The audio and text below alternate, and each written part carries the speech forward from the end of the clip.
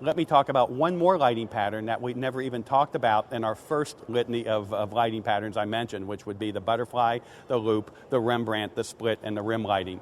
Number 6 is going to be the broad lighting pattern. It has never come into play in my wedding photography much at all. I mean, I shouldn't say that. I can think of a couple times when I've used it, but what it is, it's really when the broadest part of the face is illuminated. It adds the most weight to the subject. So we have Toby kind of turning this way. You can see Aaron's position right here.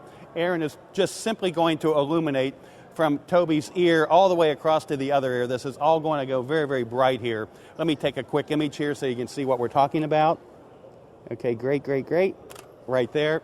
And you can see that most of her face is illuminated. We still have highlights next to shadows, but you know what, when we're illuminating what was in shadow before, it just adds a tremendous amount of weight to our subject. So when would I use a loop lighting, or when would I use a broad lighting pattern?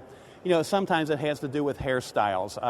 I can think of some seniors, and I don't mean old people seniors, I mean young high school seniors that we photographed just in the last couple of months that because of some of the styles, the hair was actually coming down, covering up the eye.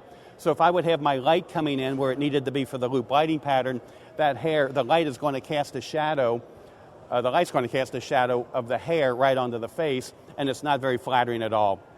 In those situations, I kind of softened the light. I brought it back into the broad lighting, at least so I can get the light under the hair into both eyes. So that's when I would make the exception if we have something that's obstructing the face, something that's going to shadow the face when I'm using my normal loop lighting pattern.